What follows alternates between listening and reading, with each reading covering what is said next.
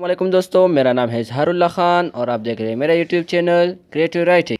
Video जाने से पहले मेरे चैनल को सब्सक्राइब कर दीजिएगा और बेल आइकन को भी दबा दीजिएगा और साथ साथ ही कमेंट और लाइक भी कर दीजिएगा। तो आइए चलते हैं वीडियो की तरफ। इस वीडियो में मैं आपको सिखाने जा रहा हूँ कि उर्दू की टॉपिक्स की हेडिंग के लिए आपको मार्कर कैसा पकड़ना है, और साथ साथ मैं आप लोगों को उर्दू की कुछ हरूफ लिखूँगा ताकि आप समझ जाए, और उसका तरीक़ा भी बताऊँगा। जैसा कि मेरे पास ये कट मार्कर है। उर्दू टॉपिक्स हेडिंग के लिए मार्कर को पकड़ने का तरीका ये है कि आपको मार्कर ऐसा पकड़ना है कि इसका जो टिप है वो आपके राइट साइड में आ जाए और इसका बाकी वाला जो हिस्सा है वो आपके लेफ़्ट साइड में आ जाए। तो अब मैं उर्दू की कुछ हरूफ लिखता हूँ।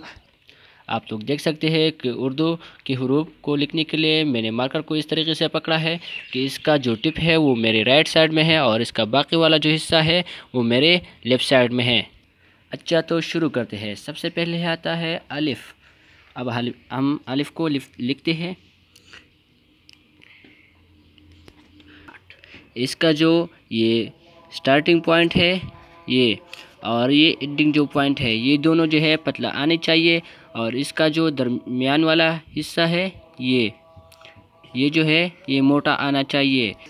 तो इसका मतलब ये हुआ कि इसका जो स्टार्टिंग पॉइंट है और एंडिंग पॉइंट है इसको आपने टिप से शुरू करना है, और जब ये दरमियान वाला हिस्सा है, जब आप इस यहाँ तक पहुँच जाए तो यहाँ तक, जब आप यहाँ तक पहुँच जाए तो आपने मार्कर को थोड़ा रोटेट करना है इसी तरफ, जिससे आपका ये दरमियान वाला हिस्सा मोटा आ जाएगा।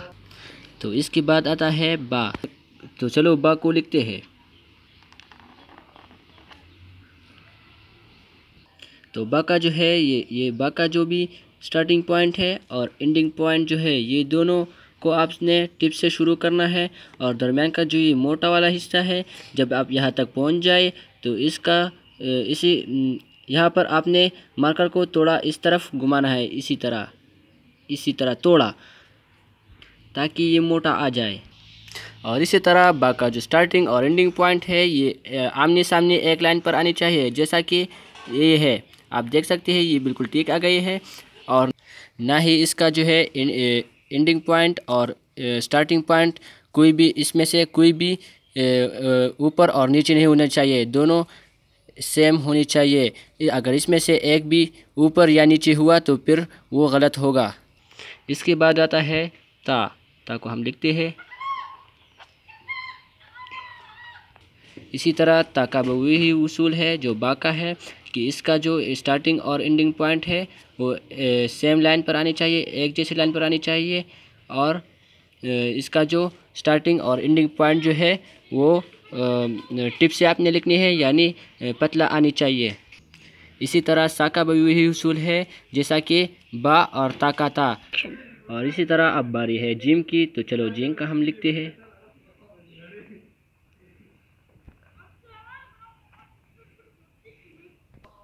इसी तरह जिम का जो है उसका भी ये जो एंडिंग पॉइंट है जिसको मैंने इन सर्कल कर दिया, और इसका जो स्टार्टिंग पॉइंट है ये भी पतला आनी चाहिए, यानी इसको आपने टिप से शुरू करना है।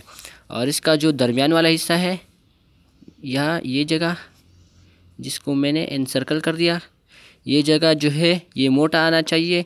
इसका मतलब ये है कि जब आप यहाँ तक पहुँच जाए तो यहाँ तक और इस जगह पर आपने मार्कर को थोड़ा थोड़ा रोटेट करना है, तो इससे आपका ये दोनों जगह जो है ये मोटा आ जाएगा। इसी तरह हा और खा का भी यही तरीक़ा है जिस तरह मैंने जिम का बताया। हा और खा के बाद जितनी भी हरूफ है वो सब हम आपको इंशाल्लाह अगली वीडियो में बताएंगे।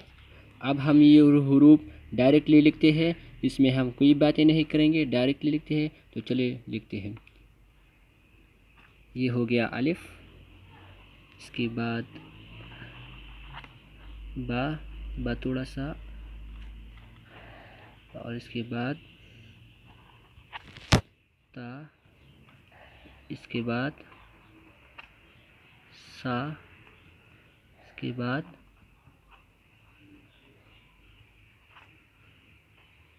जीम, इसके बाद हाँ, ये हाँ हो गया, गलती से ये डाट हो गया। और इसके बाद हाँ। अच्छा दोस्तों, आज की वीडियो अपने अख्ताम को पहुंची। अगली वीडियो के लिए इंतज़ार करना और चैनल को सब्सक्राइब करते ना भूलिएगा। और अगली वीडियो के लिए अल्लाह हाफिज़।